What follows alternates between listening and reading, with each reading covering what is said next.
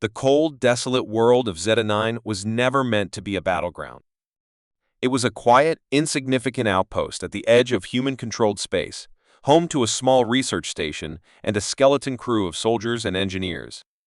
The human station there had grown used to the silence, the endless stretches of rocky wasteland, and the deep black sky that loomed over them. But that silence shattered when the alarms blared unmistakable, urgent. A massive Zorvian fleet was approaching. Their numbers were overwhelming.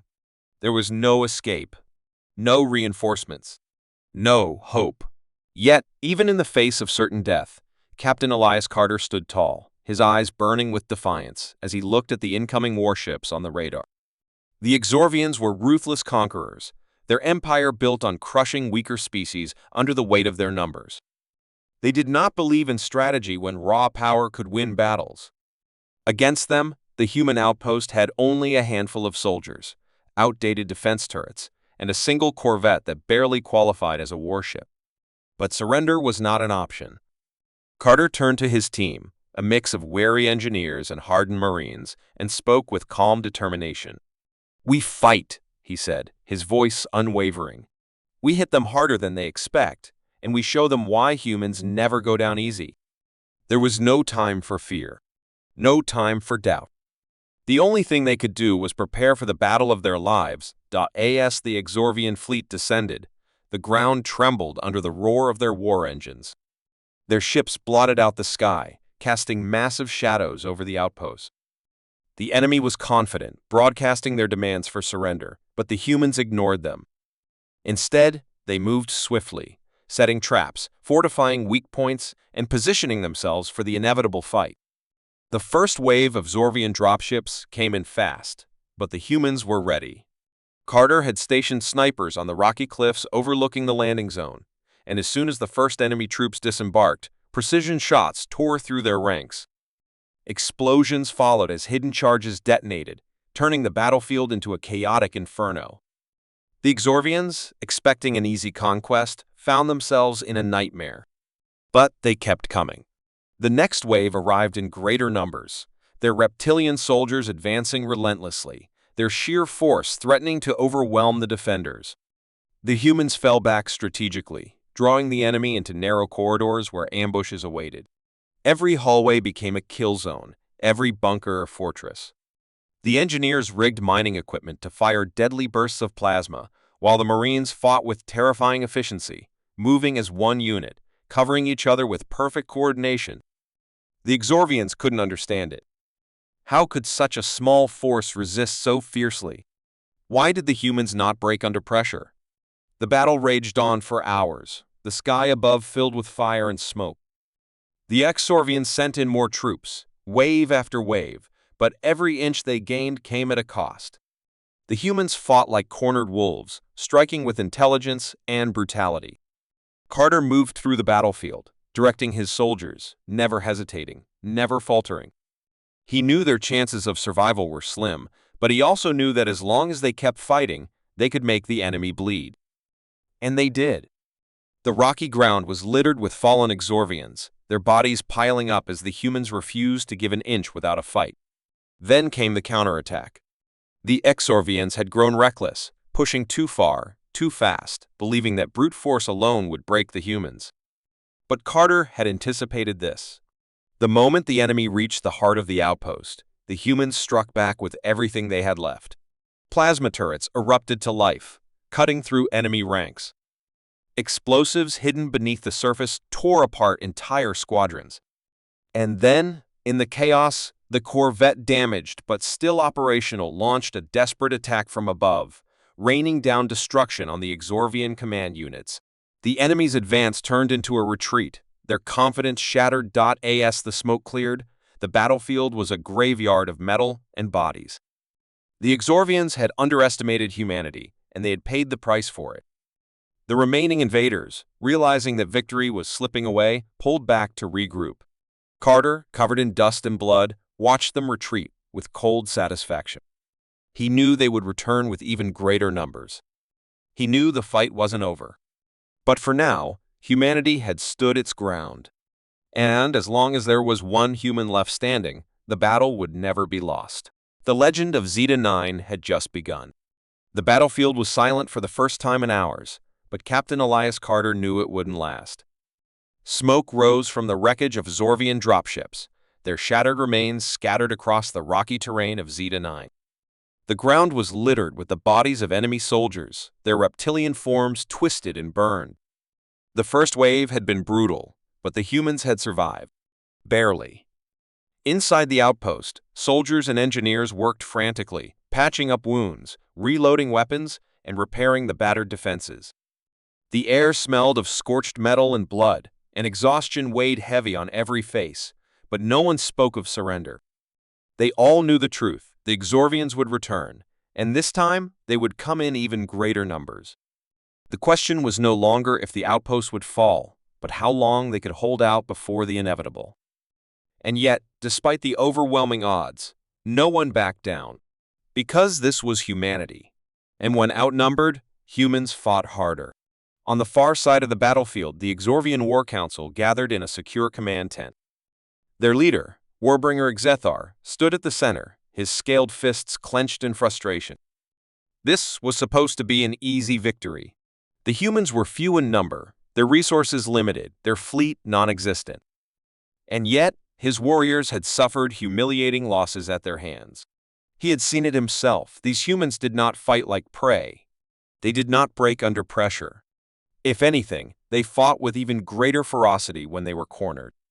A captured Exorvian scout was dragged before him, trembling as he reported what he had seen. "They do not surrender, Warbringer," the scout stammered. They grow stronger when they are outnumbered." The other Exorvian commanders exchanged uneasy glances. Such a thing defied logic. Numbers were power. Overwhelming force had always been the Exorvian way. And yet, these humans refused to acknowledge it. Inside the outpost, Carter moved through the dimly lit corridors, stopping to check on the wounded. Some of his men could no longer fight, their injuries too severe, but their eyes still burned with determination. He could see it in them, the fire within. It was something the Exorvians could never understand. Humans had always been the underdogs. Outnumbered, outgunned, underestimated. But history had proven one thing. When humans were pushed to the edge, they didn't break. They adapted. They fought harder. They became something their enemies feared. Carter clenched his fists as he turned to his officers. "They think they can crush us with numbers," he said, his voice steady. "They don't understand that numbers don't win wars. Willpower does." His words echoed through the room, igniting something deep in the hearts of his soldiers. They had no reinforcements, no backup plan, but they had each other. And that was enough. The Exorvians did not wait long to launch their second attack. This time, they came in overwhelming force. Dropships darkened the sky, deploying waves of heavily armed soldiers onto the battlefield. The ground shook as mechanized war beasts charged forward, their armored hides deflecting standard gunfire. Plasma cannons opened fire, bombarding the outpost defenses with relentless precision.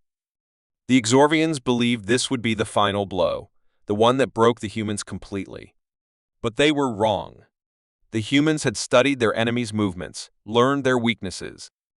They had spent the brief moments of peace preparing setting traps, reinforcing their defenses, and planning counterattacks. As the Exorvians advanced, the outpost's automated turrets activated, unleashing a storm of concentrated fire.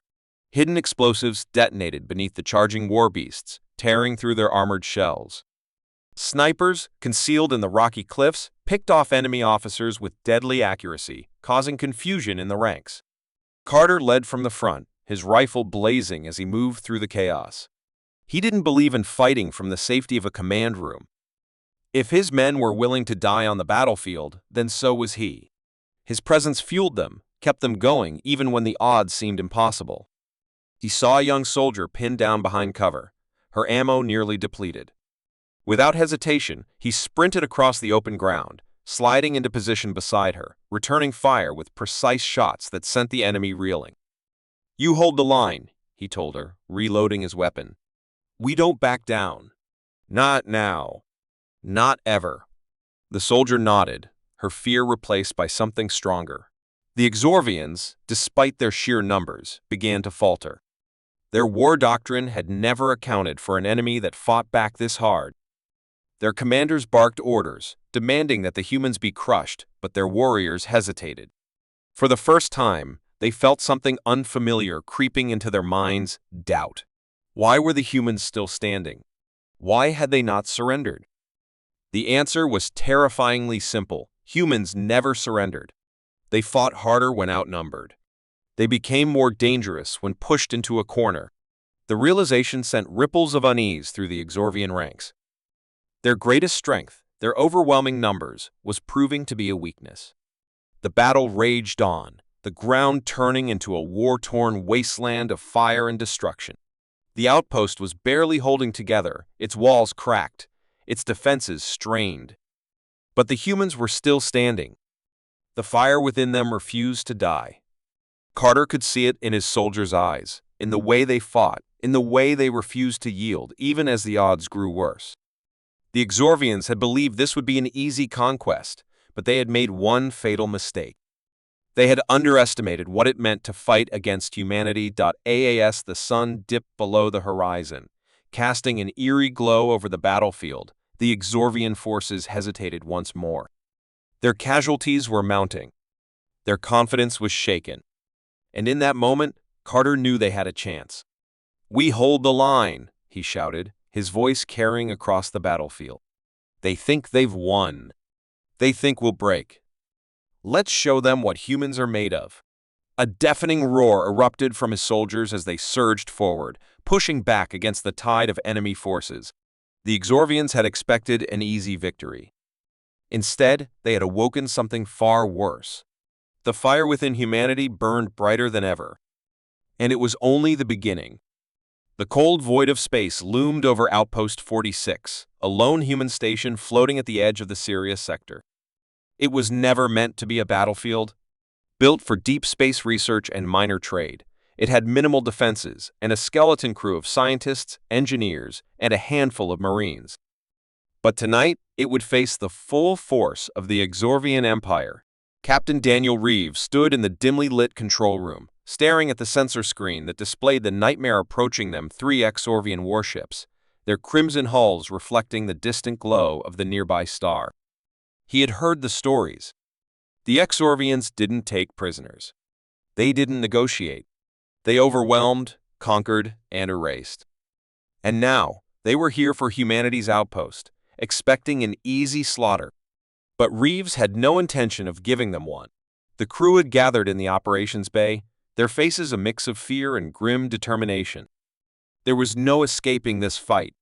Their station had no warp drive, no means of outrunning the enemy. The only options were to fight or die. Reeves looked at them, his voice steady as he spoke. "We are outnumbered, outgunned, and trapped. But we are not beaten. Not yet." He glanced at the engineers, the medics, the researchers, people who had never held a weapon in battle. And yet, he saw something in their eyes. A fire. A defiance. "They think this will be easy," he continued. "They think we will surrender. We will prove them wrong." There was no cheering, no rallying cry, just silent, determined nods. That was all he needed. The station's defenses were laughable against warships, 2 aging railguns, a handful of automated turrets, and a shield generator designed to withstand asteroid debris, not concentrated enemy fire. The Marines, barely 20 in number, checked their rifles, reinforcing corridors with whatever they could find: crates, overturned tables, welding old plating onto doorways for cover. The engineers worked feverishly, repurposing mining drones into makeshift bombers, rigging maintenance bots with plasma cutters that could be used as last resort weapons. It wasn't enough, but it would have to be. The Exorvian fleet did not hesitate. The first barrage of plasma cannons struck the station's outer hull, shaking the entire structure. Alarms blared, red lights flashing as the shield buckled under the relentless assault. The enemy was not wasting time; they were moving in for the kill. Dropships launched from the lead warship, descending toward the outpost like a swarm of metal locusts. Reeves braced himself as he watched them on the monitors. "This is it," he muttered. Hold the line. The first wave of Overrun soldiers breached the outer hangar, expecting little resistance. They were wrong. The moment the blast doors gave way, a storm of railgun fire and explosives met them. The humans had turned the hangar into a death trap, using cargo containers as barricades, positioning snipers in the overhead catwalks. The Exorvians pushed forward, their reptilian bodies clad in heavy armor, their energy rifles spitting plasma. The Marines fought with precision, but for every Zorvian that fell, more took their place. Within minutes, the first defensive line had collapsed, forcing the humans to fall back deeper into the station. Reeves led from the front, firing his rifle in short, controlled bursts, taking down Exorvians one by one.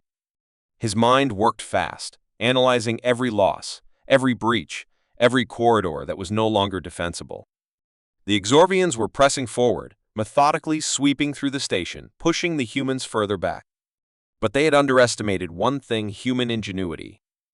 The engineers had finished modifying the mining drones, and at Reeves' signal, they launched them straight at the advancing enemy. The drones swarmed forward, their small frames dodging enemy fire, their repurposed plasma cutters slicing through Zorvian armor with deadly precision. Explosions rocked the corridors as the drones self-destructed upon impact, taking out entire squads. It wasn't enough to stop the invasion, but it slowed them down. Bought the defenders precious time. The station's power flickered as another wave of enemy fire struck the outer hull. The Exorvian warships were relentless, hammering the shields until they finally collapsed. The station shuddered violently as the first plasma torpedo tore through its lower decks, venting sections of the station into the void. Reeves grimaced. They couldn't hold forever. But they could make this cost the Exorvians more than they ever expected. The battle turned into brutal close-quarters combat. Humans, outnumbered 10-1, used every trick they had. They lured the enemy into tight corridors where numbers meant nothing. They rigged sections of the station to collapse, crushing entire squads under tons of debris. They fought with everything: wrenches, knives, their bare hands if needed. And they refused to fall. The Exorvians, for all their strength and superior firepower, began to hesitate. This was not how it was supposed to go. The humans should have broken by now. They should have surrendered. But instead, they fought harder. Then came the moment that changed everything. The Exorvian commander, overconfident and eager to claim victory, landed personally on the station, leading his elite guard. He wanted to witness the final defeat of humanity firsthand. That was his mistake. Reeves saw the opportunity and took it. Using the last of their explosives, the humans collapsed the bulkhead behind the commander's forces, cutting them off from the rest of the Exorvian army. Trapped, isolated, and outmaneuvered, the once mighty commander was gunned down in a hail of human firepower. The moment his body hit the ground, the remaining Zorvian soldiers faltered. Their war doctrine relied on strong leadership, and with their commander dead, confusion spread through their ranks. Seizing the moment, Reeves and his team launched a final, desperate counterattack. The Exorvians, already demoralized, found themselves overwhelmed not by numbers, but by sheer human defiance. They began to retreat, their warships pulling back, their forces scrambling for their remaining dropships. What was supposed to be an easy conquest had turned into a nightmare. And they wanted no part of it anymore. As the last Exorvian ship vanished into the blackness of space, silence filled the station. The surviving humans stood amidst the wreckage, bloodied, exhausted, victorious. They had done the impossible. Against all odds, against a force that should have crushed them, they had held their ground. Reeves took a deep breath, wiping the sweat and grime from his face. He looked at his people, no longer just scientists, engineers, or Marines. They were survivors, warriors. Proof that humanity would never kneel, no matter how impossible the odds. The battle for Outpost 46 was over. But the legend of its defenders was just beginning. The deep space battlefield was littered with wreckage, human and Exorvian alike. Explosions still flickered in the distance, remnants of the brutal war that had raged for weeks. Humanity was losing. The galactic front, once a symbol of defiance, had been shattered. The Exorvian Empire had pushed further into human space than ever before, their fleets unstoppable, their armies relentless. Every major colony had fallen, every stronghold reduced to dust. And now, only one thing stood between them and Earth Battle Group Omega, a desperate fleet of battered warships clinging to survival in the void. Captain Adrian Vale stood on the bridge of the SS Valkyrie, his uniform torn, his face streaked with blood and sweat. Around him, his officers worked in silence, their eyes sunken with exhaustion. They all knew the truth: their fleet was outnumbered 10-1. Their ships were damaged, their ammunition running low. Reinforcements weren't coming. This was their last stand. The Exorvians had them surrounded, their warships forming an unbreakable wall of steel and fire. There was no escape, no retreat. But even as death loomed over them, Vale felt something stirring deep within him, a fire that refused to die. The Exorvians had made a mistake. They had assumed that humans, when faced with impossible odds, would surrender, that they would accept their fate, bow before superior strength. But Vale knew better. History had proven it, time and time again: humanity did not break. When they were cornered, when all seemed lost, they fought harder, smarter, more desperately. And that was what the Exorvians could never understand. "Status report," Val demanded, his voice cutting through the tension like a blade. Commander Rains, his second-in-command, checked the tactical display. Shields at 30%. Weapon reserves critical. We've lost the Orion and Tempest. The rest of the fleet is barely holding together. He hesitated. "Captain, we can't win this fight." Vale exhaled slowly. The reality was brutal, but he refused to accept it. His mind raced, analyzing every possibility, every weakness in the enemy formation. There had to be a way. And then, like a spark in the darkness, an idea took shape. A plan so reckless, so utterly insane that it might just work. He turned to the communications officer. "Patch me through to the fleet."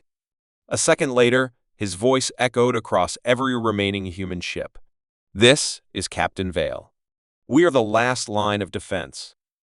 If we fall here, Earth is next. We all know the truth. We can't win a fair fight. So we won't fight fair. We're going to turn their strength against them. We're going to make them bleed." The silence that followed was heavy, then broken by a single response: Admiral West, the highest-ranking officer left alive. "You have a plan, Captain?" Vale clenched his fists. "Yes, sir. And it's going to be the turning point of this war." The Exorvian fleet moved in for the final strike, their ships forming a tightening noose around the human fleet. Plasma cannons hummed, targeting systems locked onto their prey. Victory was inevitable. Or so they thought. Then, without warning, the Valkyrie surged forward directly into the heart of the enemy formation. The Exorvians hesitated for a fraction of a second, surprised by the reckless charge. But in war, a second was everything. The human fleet followed, accelerating into the gaps between Exorvian ships. They fired everything they had, not at the warships themselves, but at their engines, their power cores, their weak points. The Exorvians, unprepared for such suicidal aggression, found themselves caught in their own trap. Their massive warships, once an unbreakable wall, were now an obstacle to themselves. Human ships weaved between them, striking hard and vanishing before the enemy could retaliate. Val's plan was simple: turn the Exorvian strength into a weakness. Their fleet was too large, too tightly packed. Their formations, perfect for overwhelming enemies in open space, were useless in a close-quarters brawl. And now, the humans were deep inside their ranks, setting off chain reactions, using the very size of the Exorvian force against them. The battle transformed into chaos. Exorvian warships collided as they tried to maneuver, their own plasma fire hitting friendly ships. Explosions rocked the void as reactors overloaded, one ship after another succumbing to the madness. The humans, smaller and more agile, darted between the destruction, exploiting every mistake, every miscalculation. On the Valkyrie, Val's hands gripped the command console as the ship shook violently. A blast tore through the lower decks, alarms screaming. "Damage report," he shouted. "We've lost half our thrusters. Hull breaches on decks 5 through 9. Vale nodded. "We keep going." He watched the battle unfold. Knowing they had done what no one thought possible, they had turned the tide. The Exorvian fleet was in disarray, their once unbreakable formation now a graveyard of burning wrecks. The remaining human ships, battered and broken, still fought with the fury of those who refused to kneel. Then the moment came. The Exorvian flagship, the Eviscerator, the heart of their fleet, took a direct hit to its command core. Its shields flickered, then failed entirely. The massive warship, the very symbol of Zorvian dominance, detonated in a brilliant explosion that lit up the void. The Exorvian fleet hesitated, their coordination collapsing without their leader. That was all the humans needed. Vale's voice rang out, raw with determination. All ships push forward. Now, the final assault broke the Exorvians completely.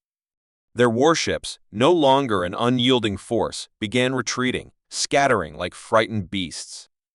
The impossible had happened. The humans had not only survived, but won. The Exorvian advance had been halted.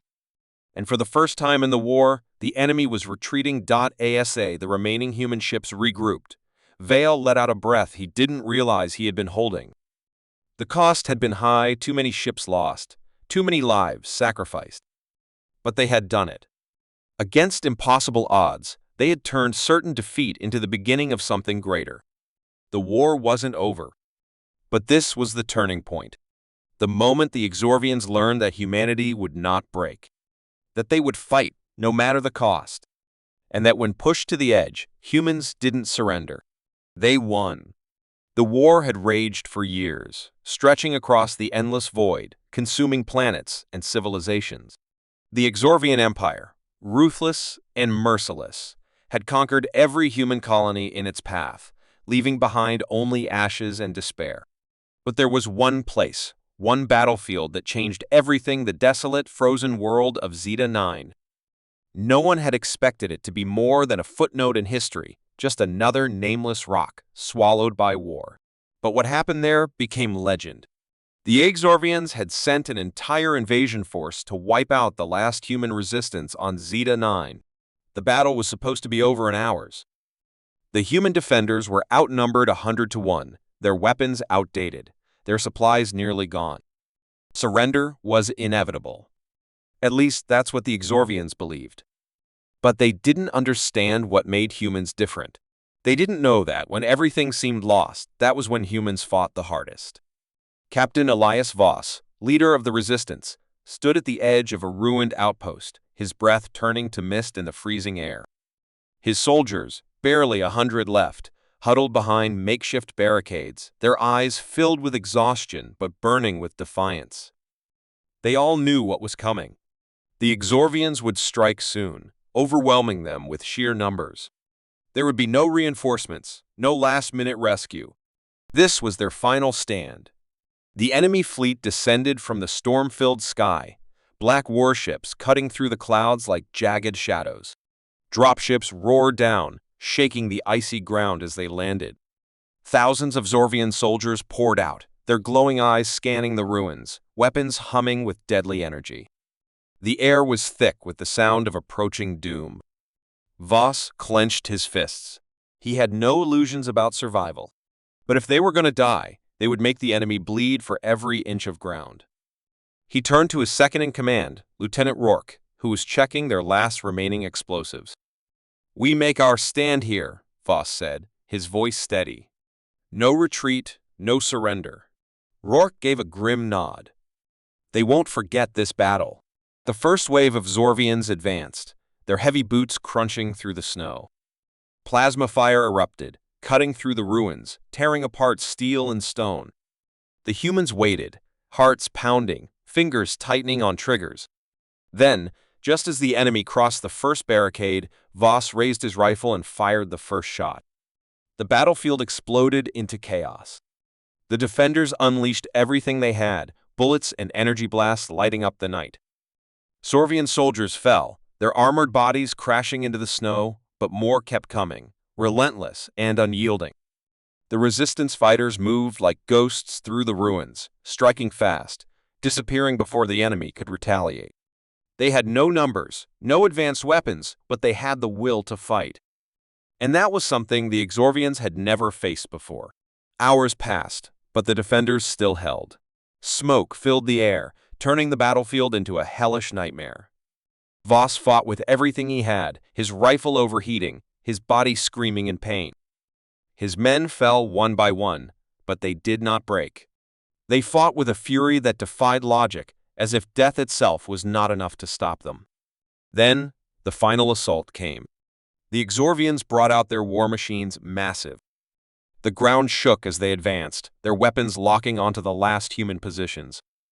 Voss knew this was the end. But he wasn't done fighting. Not yet. He activated the final phase of their plan. Hidden beneath the ice, deep in the tunnels of an abandoned research facility, lay a forgotten weapon. A prototype bomb, unstable but powerful enough to turn the battlefield into a firestorm. It was never meant to be used, but desperate times called for desperate measures. Voss gave the order, his voice calm even as death loomed over them. The bomb detonated. The explosion erupted like a second sun, engulfing the battlefield in a blinding inferno. The Exorvian war machines crumbled, their metal bodies torn apart by the shockwave. The invaders, once so confident in their victory, were annihilated in an instant. And as the fire consumed everything, the legend of Zeta-9 was born. When the smoke cleared, the battlefield was silent. The Exorvian invasion force was gone, reduced to nothing but ruins and ashes. And against all odds, some of the human defenders had survived, buried beneath the ice, shielded by the very planet they had fought to protect. News of the battle spread across the galaxy. The Exorvians, once unstoppable, had been dealt a crippling blow. Their forces hesitated for the first time, their fear of humanity growing. Because Zeta-9 had proven a simple truth: humans did not surrender. They did not kneel. Even when outnumbered, even when doomed, they fought until the very end. And sometimes, against all expectations, they won.